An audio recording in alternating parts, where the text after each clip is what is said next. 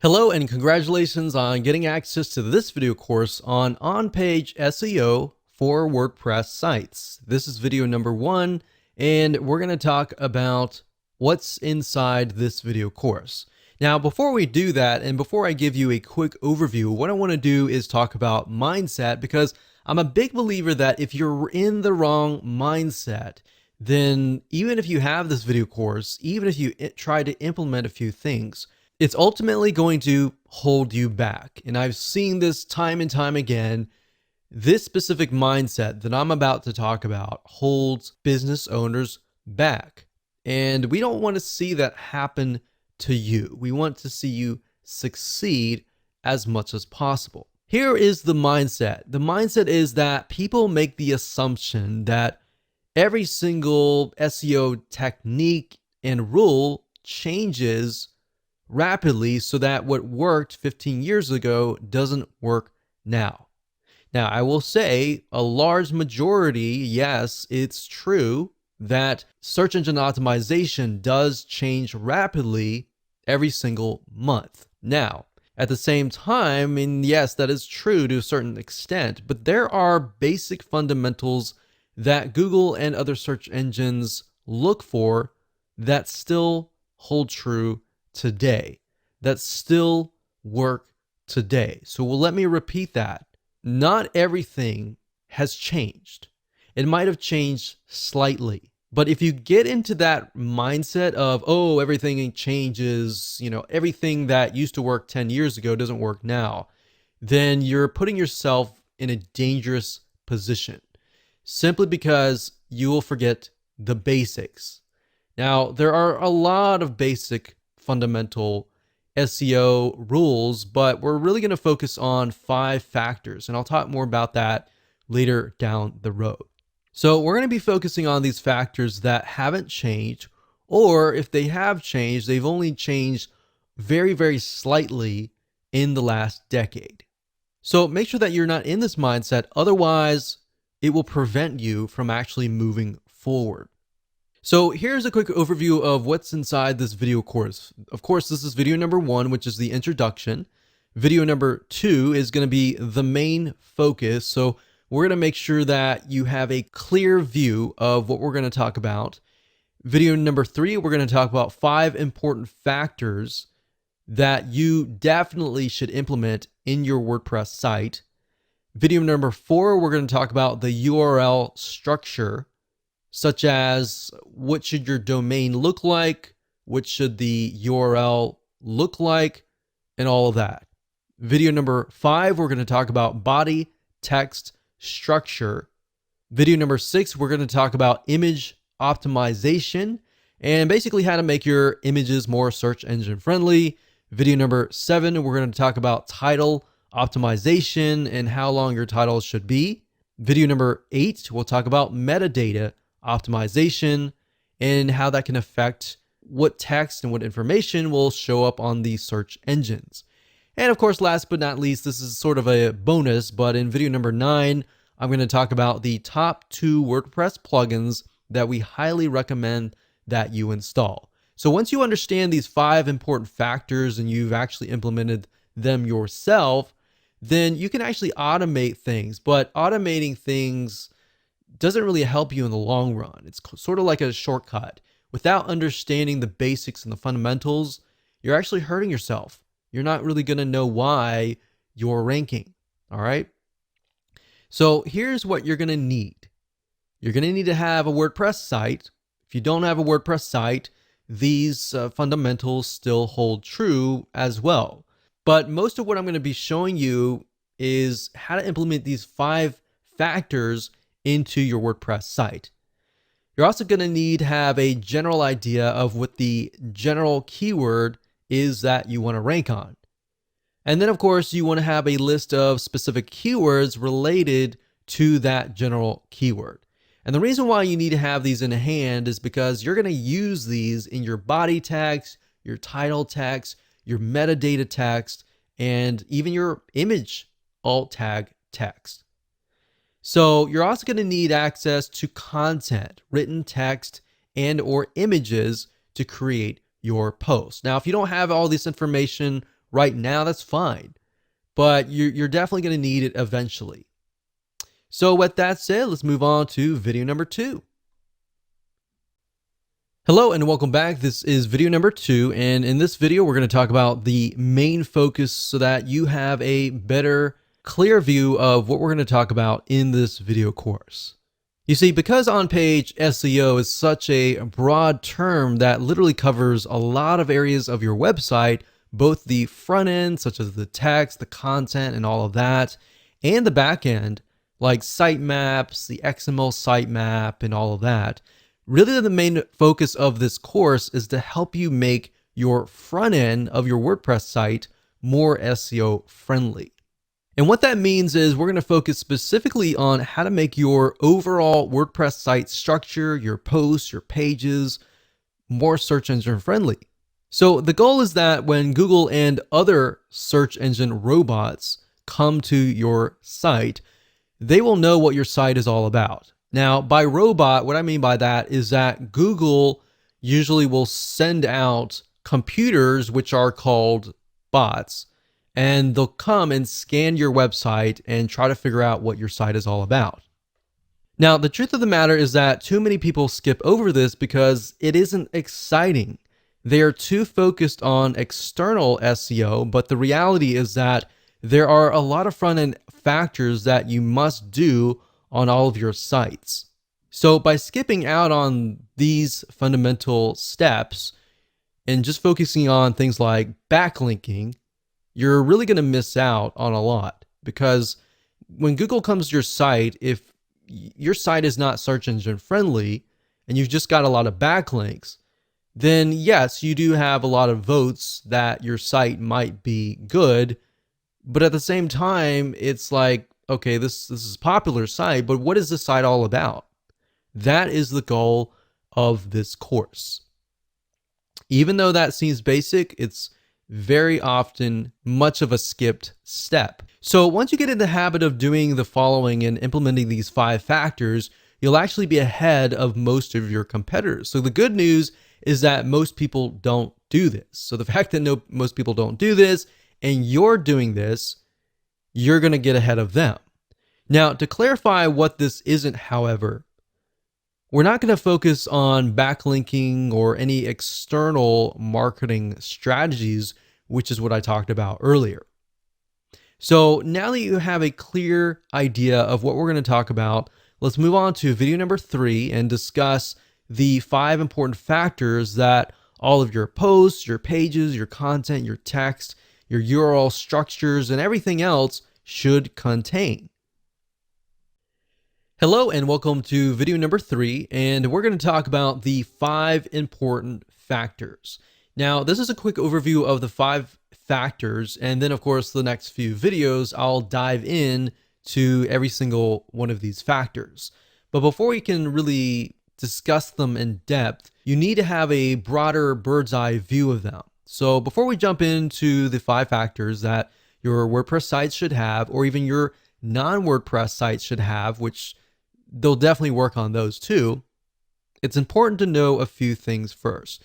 So you're going to need to have a general idea of, number 1, the general keyword that you're going to want to rank on, and number 2, a list of specific keywords that branch off of that main keyword.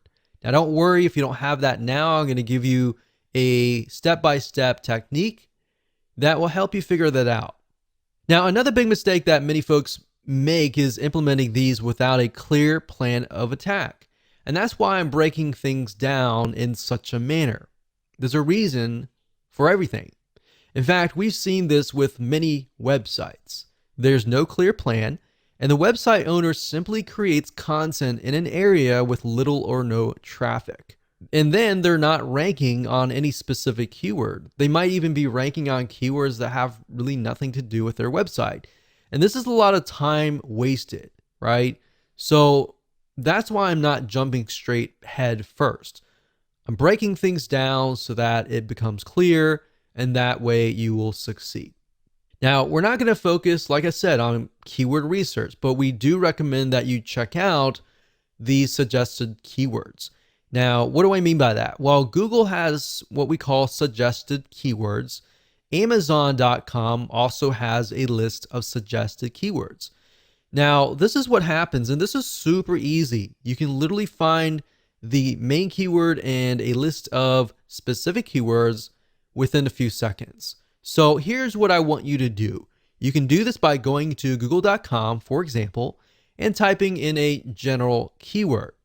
So you'll notice that when you do, Google will suggest keywords. Now, in order for the keywords to appear in the suggested box, that means that there's a ton of people that are searching for those keywords.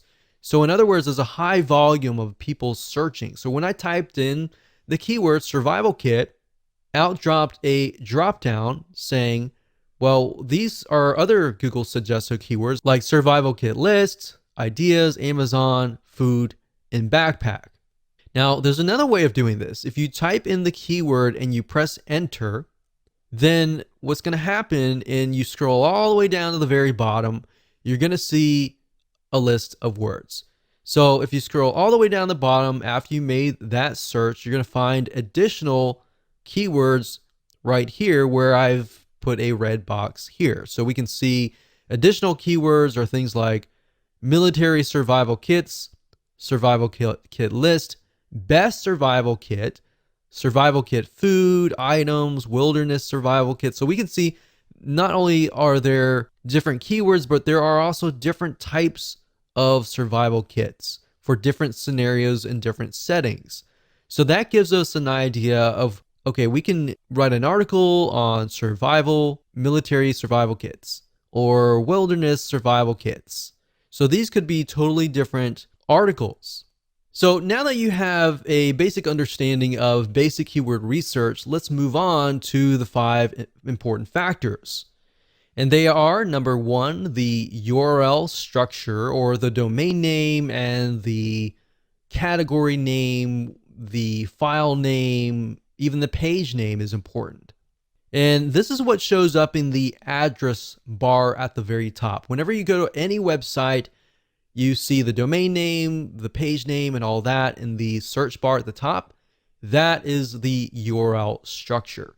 Now, the URL structure is very important because it tells Google and other search engines, are you a brand? Are you a specific keyword? What is your website about? Now, that's just one element. There's a lot of other elements as well. Number 2, we have the body text structure, which contains basically everything on your post or your page in terms of content. So this contains both written text that you use in your posts and pages, and there's more than just slapping a bunch of content for everyone to see. So there's a lot that goes into this. So I'm going to show you, I'm going to break things down so you have a better idea of what you should include in your body text structure. Number 3, we got image optimization. What this means is making your images more search engine friendly. So just like body text, when it comes to images, Google and other search engines are not going to know right off the bat what they are. So you need to do your best to help them figure out what the images are all about. Now, there are ways that Google will figure out eventually what your images are all about. So don't try to game the system. For example, if you name an image, let's say a wilderness survival kit, the way they figure out if that image is legit or not is oftentimes they'll rank you in the Google image search engine. If somebody types in, let's say, wilderness survival kit, and they see your image and they click that, they have a better idea that, okay, this is definitely an image of the wilderness survival kit. And that will actually help you in the long run. So don't try to game the system and name an image something that it's not. Name it what it is so that it's an attracting image, and when somebody's looking for that image, they're going to find it, they're going to click it, and that's going to help you in the long run. In fact, beyond that, there's a few more steps you'll need to take. And plus, in addition to that, with the image search engine that I talked about just now, you can actually get a lot of traffic from that search engine. And of course, we got factor number 4, which is title optimization, basically how to make your titles search engine friendly, because the reality and the truth of the matter is that your titles do show up in the search engine, so you definitely need to do this right. Otherwise, you're going to attract the wrong person.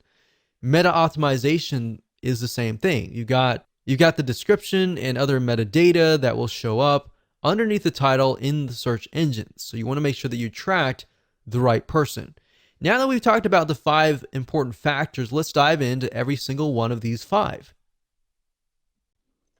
Okay, welcome back. This is video number 4, and we're going to talk about the URL structure. Now, this is something that has changed slightly in the last decade, but it hasn't changed drastically. Now, before we discuss what you should use in terms of a domain name and your URL structure, let's discuss why this is important. You see, when Google and other search engines try to figure out what your website is all about, they look at your website as a whole. They're not just going to look at your URL structure, your domain name, or your categories or your page name. They're going to look at everything as a whole. Plus, in addition to that, they're going to look at how people interact with your content and if that is true. Now, part of that is what appears in the URL. A search engine friendly URL structure can actually go a long way. Not only will it help the search engines figure out what your page is all about, it's also going to help a human visitor understand what the page is what. And that means that keywords still matter, but you have to be careful not to keyword stuff your URLs. And by keyword stuff, what I mean by that is you're putting too many of the same keywords in the same area. In other words, back in the day when Google started, for example, you literally could keyword stuff a page and get ranked really, really quick. But now Google has become much smarter. Their bots and intelligence have become smarter. So that's a big no-no. Don't do that. And I'm going to show you in just a minute why, if you use certain domain names, that can have a drastic impact on that. So let's talk about domain names. So what should you name your domain name? Should you use an exact match domain, meaning that the keyword is in the domain? Or should you use a brand name? Well, there's a big debate that using a keyword in the domain name will actually get you ranked higher. That actually worked back in the day. Sometimes it still works today. And there's really no right or wrong answer. Literally, at the end of the day, we don't know. Nobody knows what Google wants. In fact, what we found now is that there's so many exact match domains and so many people that are using keywords in their domain names that it actually might help and it might not. And that's why you need to make sure that you don't look at one element, but you look at the whole website as a whole. So yeah, that was quite popular maybe 5 years ago, something like this, yourkeyword.com. So maybe scubadivingmasks.com if you were trying to rank on scuba diving masks, or best scuba diving masks, or bestsurvivalkit.com. And that used to work and sometimes still does, so we can't really say for sure that if it doesn't or it does. We've noticed that it does, but we really can't say. But if you haven't noticed, Google really likes brands. They love brands. And the reason why they love brands is because brands are here to stay. If you look at a brand, it becomes a culture and it's got a following. And that's why Google loves brands. Something like this, yourbrandname.com. Now, Google is quite smart and has robots that know that people are trying to keyword stuff or game the system in terms of domain names or domains plus the URL structure. Now, we've had success with brand names, so we lean towards that as the long-term view. But then again, exact match keyword domain names work well for some other people as well. So we can't say for sure that if it's not going to work. So at the end of the day, it's really up to you. But what I'm going to show you in just a minute will reveal to you why using a brand name will actually help you, especially in preventing you from creating duplicate or keyword stuffing in the URL structure. So the URL structure looks like this: www.yourdomain.com/category/your-page-name. And that could be anything depending on how you go about naming that. And I'll show you that in WordPress, but we're just talking about the basic fundamentals right now. So let's say, for example, that you're trying to rank on red shoes. The problem with naming your domain name redshoes.com is this. Let's say, for example, that you have a category that is red shoes, blue shoes, yellow shoes, brown shoes. But that one category that's red shoes, and you have a product called Big Red Shoes, it ends up looking like this: www.red-shoes.com/red-shoes/big-red-shoes. So you see what I mean here? You've got red shoes, and red shoes 3 times in a row. That's not a good sign, because what that is keyword stuffing. Now, this isn't good because it looks like you're trying to game the system when in reality you might not be. But let's say, for example, that your brand name is Super Fast Feet. And as silly as that sounds, that's something that just came to my mind, and it'll make more sense. And the product name is Big Shoes.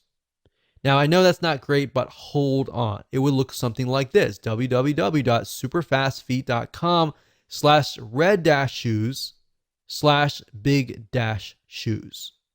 So Big Shoes is a type of red shoes, but it belongs to the brand name Super Fast Feet, or the e-commerce store, or the digital store, or the local store. So by doing that, now you see red shoes only shows up once. Now, by using a brand name, you have the potential of selling other things. If you just do redshoes.com, you're stuck with only red shoes, right?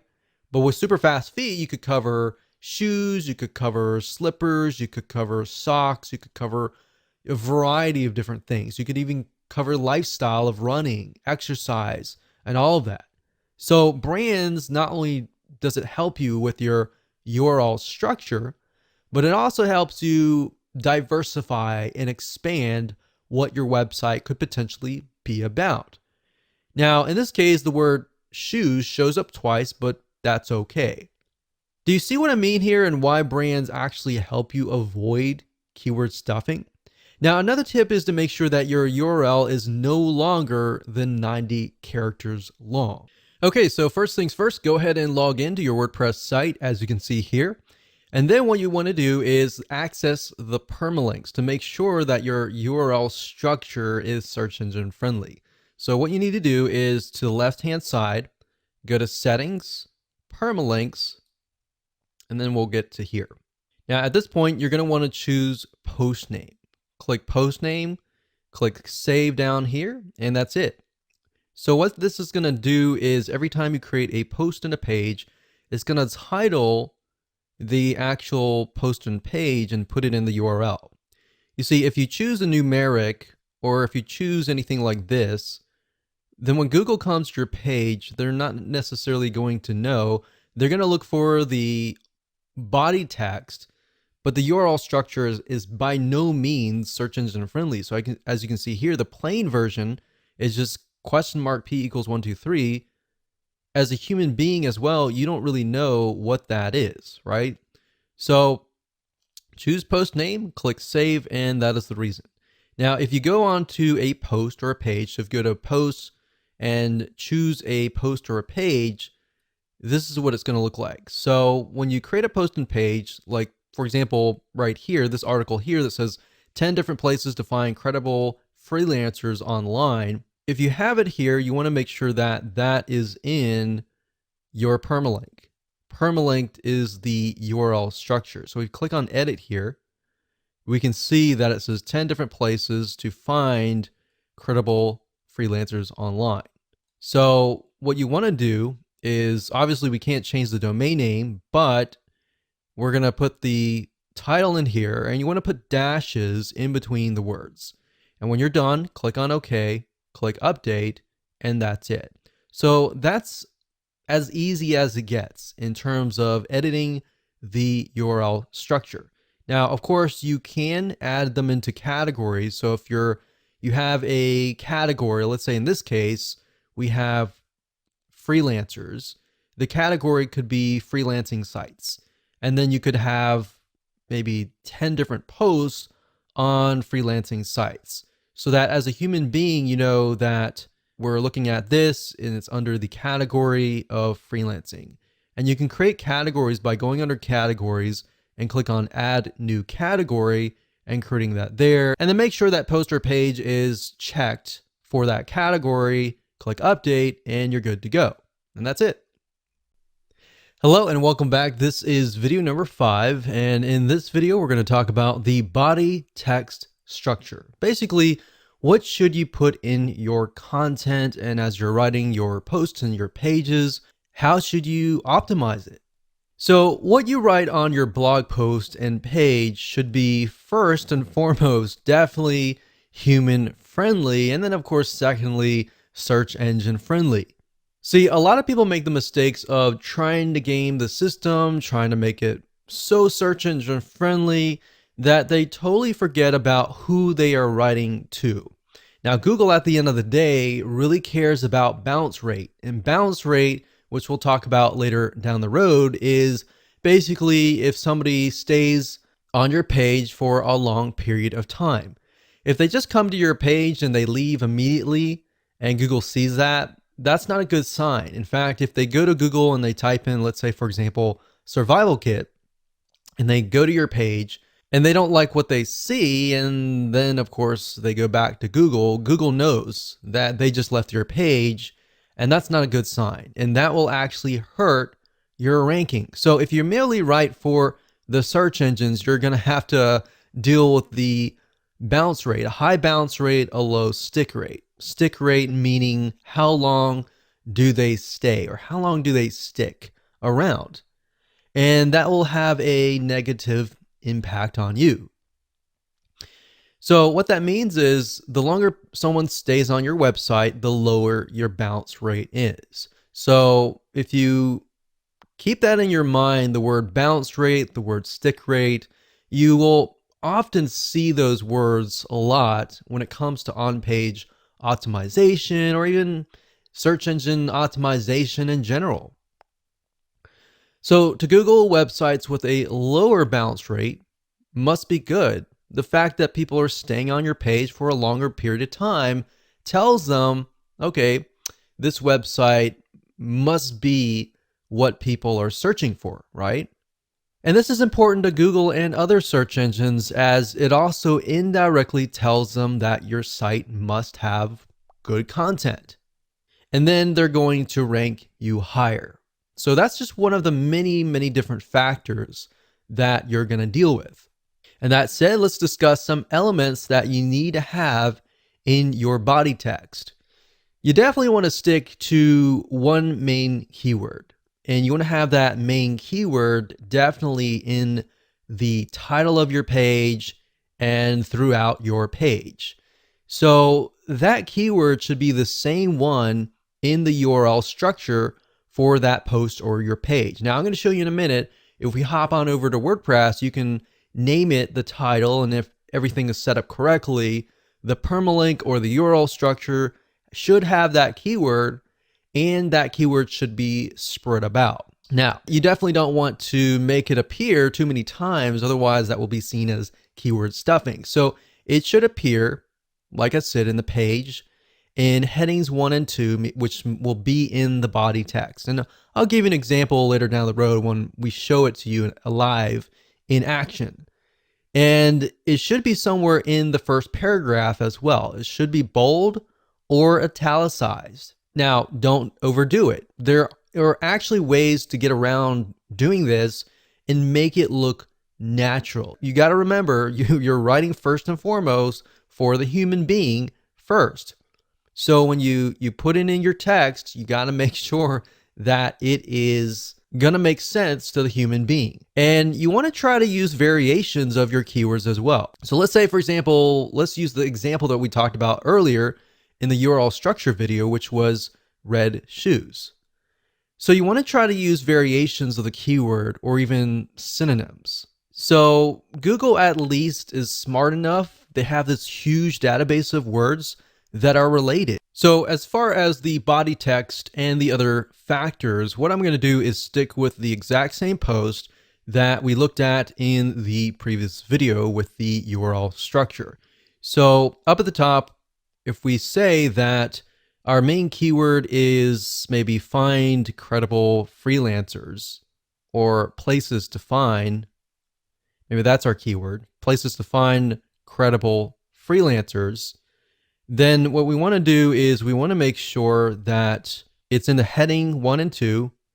So we could take that and we could put it here and we could highlight that. And then under this drop box here, we want to do heading 1.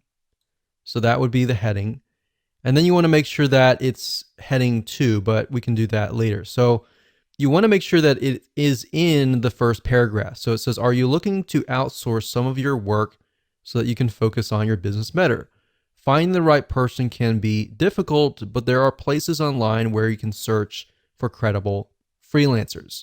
So places to find, we could say, so let's discuss places to find credible freelancers. So obviously the first letters are capitalized. So I want to make sure that it's human friendly. So we say, so let's discuss places to find credible freelancers.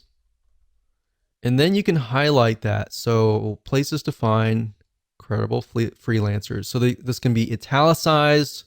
This can be bolded like that. All right. So that needs to be in the first paragraph. You can also have it later down the road as a heading 1. And if we scroll down, we don't have an image right now, but we'll talk about that later. We'll find an image and I'll show you how to add an alt tag. You want to do that. You want to go through and you want to create variations of this keyword. So places to find credible freelancers, Fiverr.com.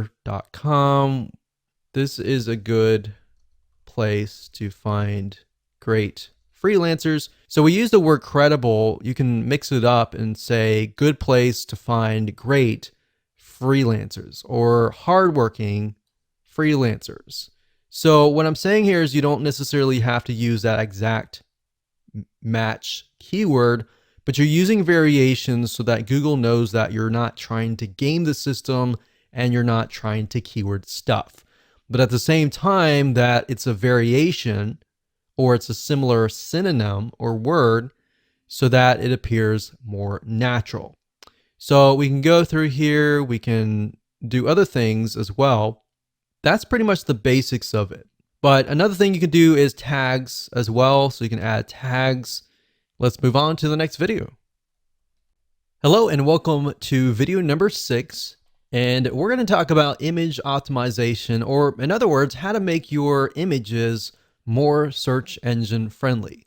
You see, when it comes to images, you need to tell the search engines what the images are. They're not really going to know off the bat what the images are. Now, there are ways that Google can figure out what the images are, which we'll talk about in just a second. Now, while Google and other search engines will one day be smart enough to be able to figure out what images are, right now you need to help them out just a little bit, get them a kickstart that they need. So you're going to need to take your main keyword or variations of the main keyword or even specific keywords based on the main keyword and insert them into the alt tags in your images. If you don't know what those are right now, don't worry about it. We're going to show you in just a minute. Now, what I recommend that you do is, let's say, for example, that you have 3 images on your page. In fact, the more images, the better. You don't want to get too much, but the more images, the better. And what I recommend is the first image that you have, you're going to want to put the main keyword in there.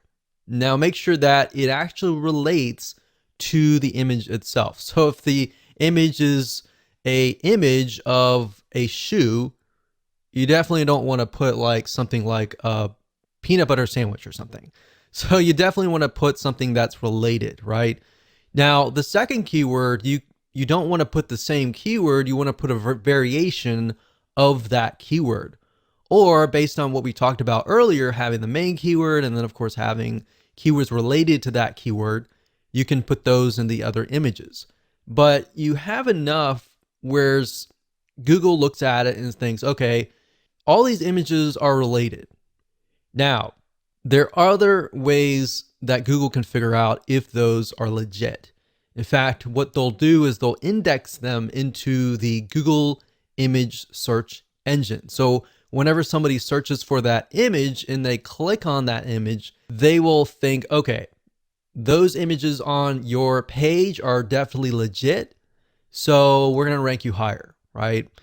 So that is why making sure that your keywords and your images fit and they're accurate enough, but you don't want to overdo it in any other area. But 1 or 2 should be good, 3 or 4 should be fine, but you definitely don't want to overdo it. Now, like I said, more images with variations of the keyword are even better. So if we are focusing specifically on red shoes as the post, maybe the specific brand name of shoes, you might want to put the brand name. You might want to put like the brand name plus red shoes. You might want to put shoes red or red, something that's a synonym of shoes. So to make more sense, let me show you what you need to do, and I'll give you some more tips along the way.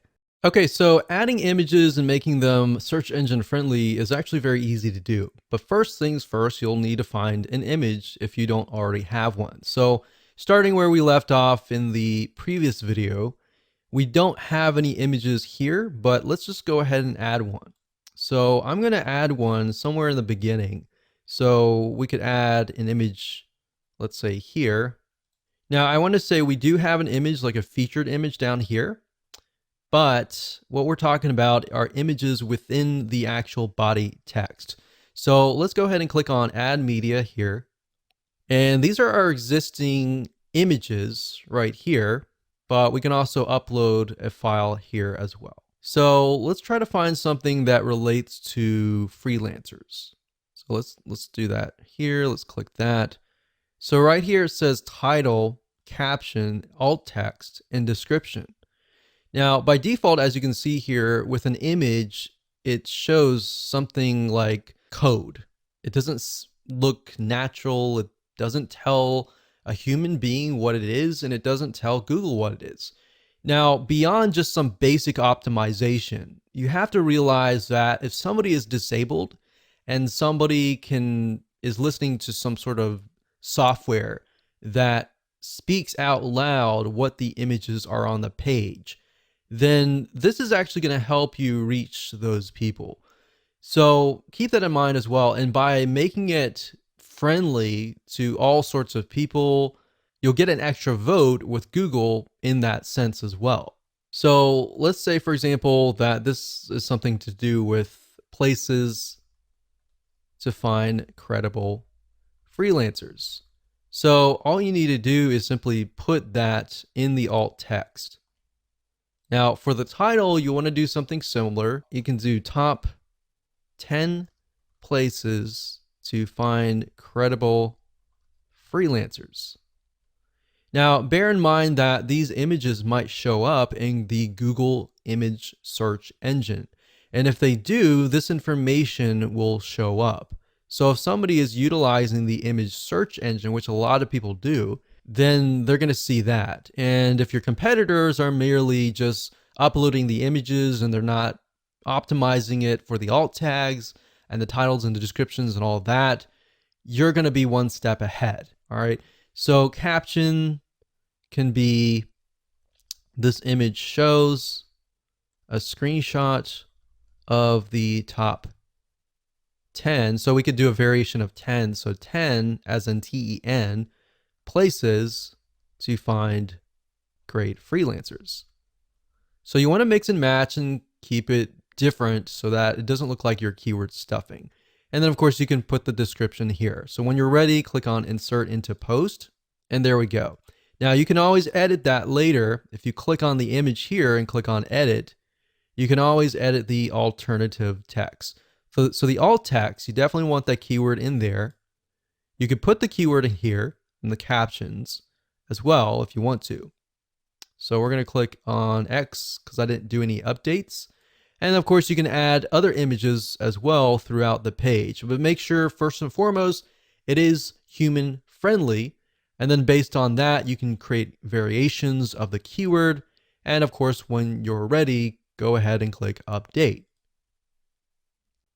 Hello and welcome to video number 7. Let's jump right in. So we're going to talk about title optimization. So this is extremely important because it's often the first thing that people will see as they are searching the internet. So if you imagine you go to google.com and you type in a keyword, whatever that is, and you're going to see the titles and then you're going to see the descriptions of each and every single website, or with YouTube, you're going to see the titles, the descriptions, and of course the image. So based on the media in general, they're all going to have titles. So having the right titles is important. So like I said, this is really extremely important because that's the first thing that they're going to see. And you're going to want to make sure that you're ranking on the keyword that is in the title. And then of course, when they get to the page, you want to make sure that the content fits the title. So you want to be congruent all the way. The more that you're congruent, they're going to get what they typed in. They're going to trust you, and then they're likely to take action if that is the case. So this needs to be set for all of your posts or your pages. And you really need to think clearly and carefully about this, because we have seen in a lot of cases where people just name it, whatever comes to their mind. And what ends up happening is you work so hard to create the content and you attract the wrong person, and they come to your post or page and you wonder why nobody is taking action, right? So this is the exact same keyword. And to make it easier for you to be congruent, if you take the keyword that's in your URL structure, that's in your title, make sure that it's in your title somewhere, because that's what your viewers are searching for. Now, sometimes people will put the keyword straight up in the beginning and they'll put the keyword dash whatever. But what I recommend that you do is put the keyword in the title, but you want to make sure that it sounds right. It's got to be human friendly first, and then of course secondary search engine friendly second. Because at the end of the day, and the way Google is moving towards long-term wise is towards engagement, more social engagement, people engagement. That is what is important to them. Because at the end of the day, if you think about it, their goal is for people to search, find what they want. So they want to make sure that they connect you to the right person. And all they really care about is, they don't really care about you. They care more about the customer, who is the person who is searching, right? So as long as you're on the top 10 of the Google search engine for that keyword, and that keyword is appearing in the title, it's highly likely that the prospect will click through your website. Now, as basic as this sounds, I want to make sure that you understand that it's important. Most of your competitors are not really going to do this. And if they are, they're going to miss something along the way, right? What we've seen over the years is sometimes they'll have the title right, they'll have the URL structure right, but when people go to the content, it just doesn't make sense. So as long as you're congruent from the keyword to the title, to the poster page, to the content itself, to the call to action, to the product, everything is congruent from that point in the beginning to the end, you're most likely gonna gain the trust of the prospect, and you're most likely gonna get the conversion. That's the most important thing. So as long as your poster pages are related, you're most likely gonna see a higher conversion rate across the board, like I said earlier. Now, as a rule of thumb, your title should be no more than 75 characters long. You don't want it to be too long, because psychologically that will actually overwhelm whoever is typing things in. And most people are just scanning, they're not reading. They're looking for what they're looking for really quick. So if you have something short, straight to the point, you're most likely going to win, as long as it's optimized and it's correct to that keyword. So now that we've talked about the fundamentals, let me go ahead and show you what you need to do to set this up properly. So we already briefly talked about the title, but this is your title, right? So a lot of times, let's say, for example, that the keyword is places to find credible freelancers. Sometimes you'll find people do something like this, places to find credible freelancers. And then, of course, they'll put the keyword first and then they'll put a sentence. You can do that if you want to. There's no proof that it doesn't work, it works, or anything like that. But you definitely want to make sure that it is human friendly first and foremost. So in this case, ours is 10 different places to find credible freelancers online. Or we could do something like top 10 places to find credible freelancers. Now, whatever you do, if you change the title here, make sure that it's changed right here as well. So if we do that and we go back over here, we just copy that in, but we need to make sure that there are dashes in between the words. So what I'm doing right now is I'm simply adding dashes in between the words. So there we go. We click OK, and that's it. So the title is crucial. Now, I'll show you later down the road where you can use 2 WordPress plugins, which you can add more data like the metadata, the description data, and all of that. But for now, by default, if you don't have those WordPress plugins, what the search engine will often do is they'll grab the title. So we'll click update, and that's it. Hello and welcome to video number 7. Let's jump right in. So we're going to talk about title optimization. So this is extremely important because it's often the first thing that people will see as they are searching the internet. So if you imagine you go to google.com and you type in a keyword, whatever that is, and you're going to see the titles and then you're going to see the descriptions of each and every single website, or with YouTube, you're going to see the titles, the descriptions, and of course the image. So based on the media in general, they're all going to have titles. So having the right titles is important. So like I said, this is really extremely important because that's the first thing that they're going to see. And you're going to want to make sure that you're ranking on the keyword that is in the title. And then of course, when they get to the page, you want to make sure that the content fits the title. So you want to be congruent all the way. The more that you're congruent, they're going to get what they typed in. They're going to trust you, and then they're likely to take action if that is the case. So this needs to be set for all of your posts or your pages. And you really need to think clearly and carefully about this, because we have seen in a lot of cases where people just name it, whatever comes to their mind. And what ends up happening is you work so hard to create the content and you attract the wrong person, and they come to your post or page, and you wonder why nobody is taking action, right? So this is the exact same keyword. And to make it easier for you to be congruent, if you take the keyword that's in your URL structure, that's in your title, make sure that it's in your title somewhere, because that's what your viewers are searching for. Now, sometimes people will put the keyword straight up in the beginning and they'll put the keyword dash whatever. But what I recommend that you do is put the keyword in the title, but you want to make sure that it sounds right. It's got to be human friendly first, and then of course secondary search engine friendly second. Because at the end of the day, and the way Google is moving towards long-term wise is towards engagement, more social engagement, people engagement. That is what is important to them.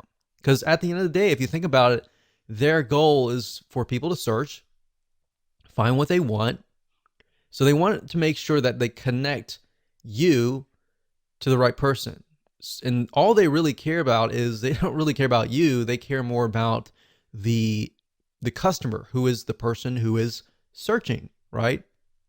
So as long as you're on the top 10 of the Google search engine for that keyword, and that keyword is appearing in the title, it's highly likely that the prospect will click through your website. Now, as basic as this sounds, I want to make sure that you understand that it's important. Most of your competitors are not really going to do this. And if they are, they're going to miss something along the way, right? What we've seen over the years is sometimes they'll have the title right, they'll have the URL structure right, but when people go to the content, it just doesn't make sense. So as long as you're congruent from the keyword to the title, to the poster page, to the content itself, to the call to action, to the product, everything is congruent from that point in the beginning to the end, you're most likely gonna gain the trust of the prospect, and you're most likely gonna get the conversion. That's the most important thing. So as long as your poster pages are related, you're most likely gonna see a higher conversion rate across the board, like I said earlier. Now, as a rule of thumb, your title should be no more than 75 characters long. You don't want it to be too long because psychologically that will actually overwhelm whoever is typing things in. And most people are just scanning, they're not reading. They're looking for what they're looking for really quick. So if you have something short, straight to the point, you're most likely going to win as long as it's optimized and it's correct to that keyword. So now that we've talked about the fundamentals, let me go ahead and show you what you need to do to set this up properly. So we already briefly talked about the title, but this is your title, right? So a lot of times, let's say for example, that the keyword is places to find credible freelancers. Sometimes you'll find people do something like this, places to find credible freelancers. And then of course, they'll put the keyword first and then they'll put a sentence. You can do that if you want to. There's no proof that it doesn't work, it works or anything like that. But you definitely want to make sure that it is human friendly first and foremost. So in this case, ours is 10 different places to find credible freelancers online. Or we could do something like top 10 places to find credible freelancers. Now, whatever you do, if you change the title here, make sure that it's changed right here as well. So if we do that and we go back over here, we just copy that in, but we need to make sure that there are dashes in between the words. So what I'm doing right now is I'm simply adding dashes in between the words. So there we go, we click OK, and that's it. So the title is crucial. Now I'll show you later down the road where you can use 2 WordPress plugins, which you can add more data like the metadata, the description data, and all of that. But for now, by default, if you don't have those WordPress plugins, what the search engine will often do is they'll grab the title. So we'll click update and that's it. Okay, so this is video number 8 and we're gonna dive straight in and talk about meta optimization. So this is the description that is going to show up on the search engines. So just like the title optimization video beforehand, this is what people are going to see in this search engine when they search the internet for a specific keyword. So in other words, it's the description beneath the title, and you're going to need to make sure that this is set up both in your posts and your pages. And this needs to be no more than 160 characters long. So let me show you what you need to do.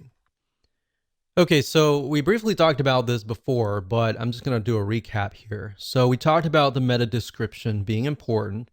So for images, like I showed you with the image optimization, that's why the description is crucial, because if they're appearing in the image search engine, it will actually appear with that description and that title.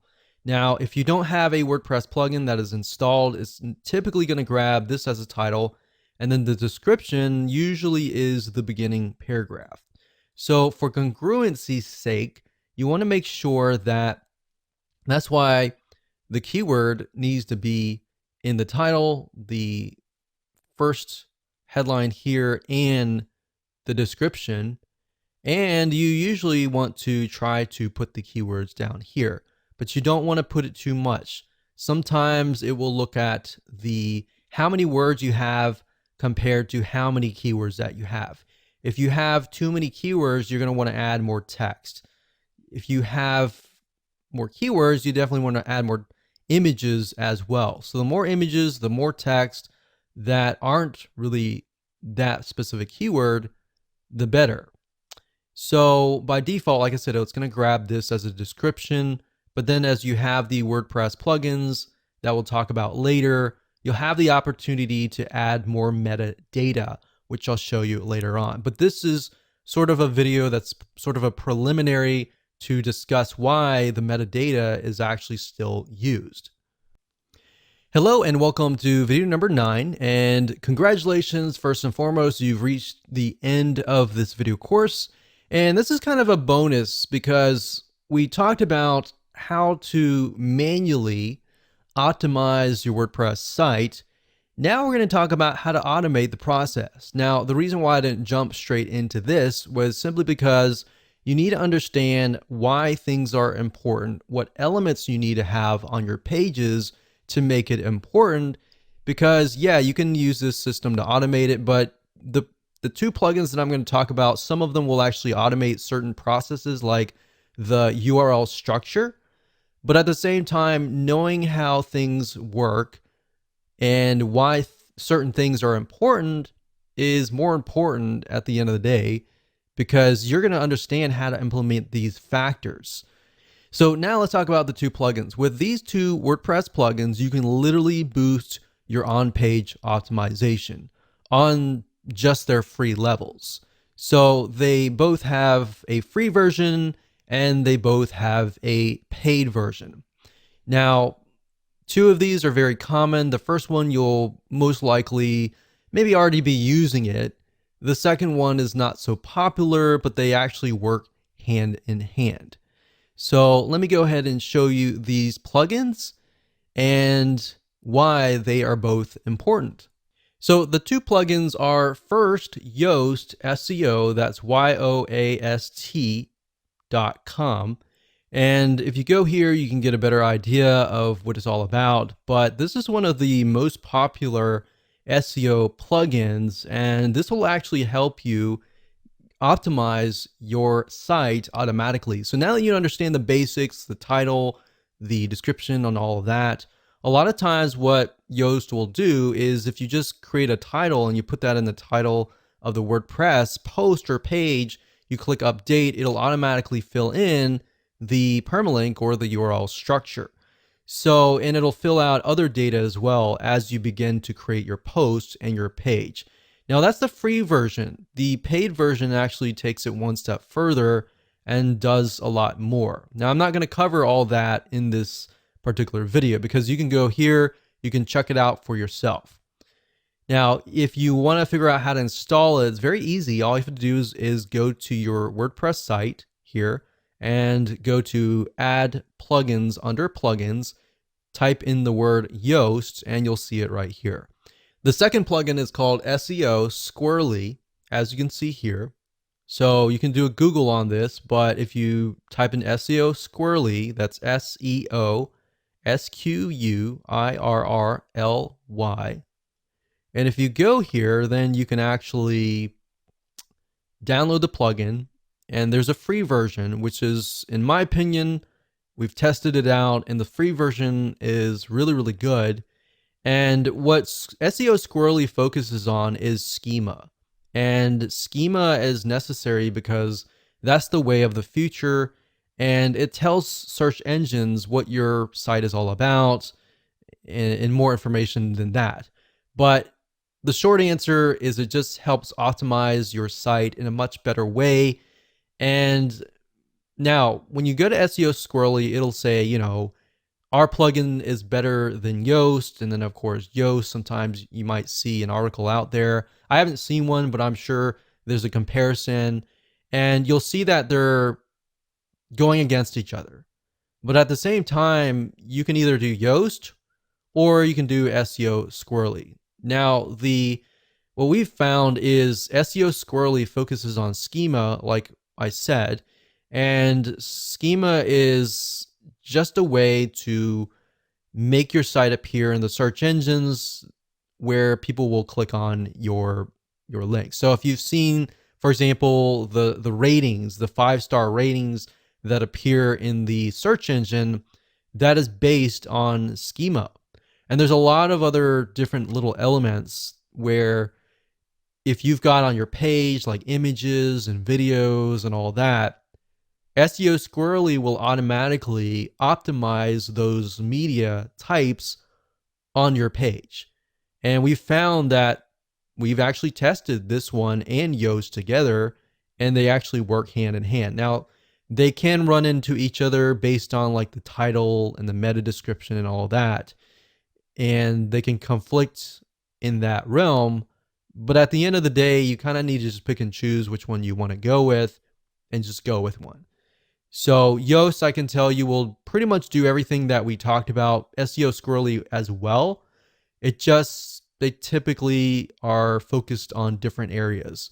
So my take on that is just install them both and just see what happens and use them both and go from there.